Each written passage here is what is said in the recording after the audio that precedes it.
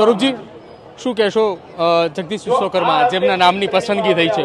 તમે જ્યારે વાવ વિધાનસભાની પેટા ચૂંટણી લડતા હતા એ દરમિયાન પણ એમની ખૂબ એવી સારી કામગીરી હતી તમારા વિસ્તારની અંદર, સતત તમને જીતાડવા માટેના તેઓ પ્રયત્ન કર્યા હતા.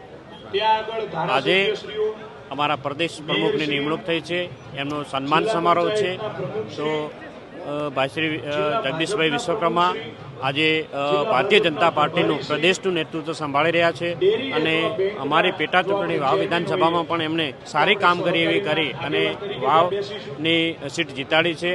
અને આજે અમે એમને શુભેચ્છા પાઠવવા આવ્યા છીએ કે આપ કમાન સંભાળી અને ભારતીય જનતા પાર્ટીનું ગુજરાત રાજ્યનું જે અમારું આ મહુડી મંડળ ચાલતી એને ખૂબ જ મજબૂત બનાવી અને એમના નીચે અમને સેવા કામ કરવાનો મોકો મળશે એ અમે સૌભાગ્ય ગણીએ છીએ.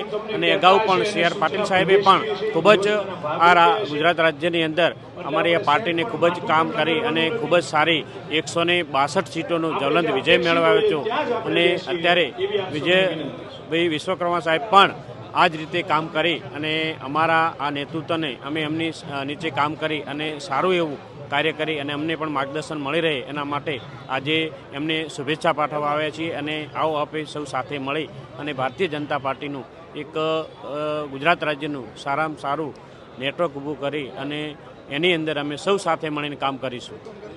સ્વરૂપજી, શું કહેશો? થોડા સમય પહેલાં પૂરની પરિસ્થિતિનું નિર્માણ થયું હતું તમારા વિસ્તારની અંદર, એ દરમિયાન પણ જગદીશ વિશ્વકર્માની કામગીરી ખૂબ સારી હતી. તમારા વિસ્તારમાં એ સતત 3 દિવસ 4 દિવસ સુધી રોકાયા હતા અને લોકોની મુલાકાત કરી હતી. ન માત્ર તમારો વિસ્તાર પરંતુ સાથે સાથે જે પ્રભારી વિસ્તાર છે તેમનો પાટણ, ત્યાં પણ તેઓ મુલાકાતની અંદર સતત હતા. જ્યારે પણ જે વિસ્તારની અંદર અતિવૃષ્ટિ આવે છે ત્યારે ભારતીય જનતા પાર્ટીના તમામ કાર્યકર્તાઓ તેમજ વિશ્વકર્મા સાહેબ પણ ત્યાં ખૂબ જ સારી સેવા આપી છે.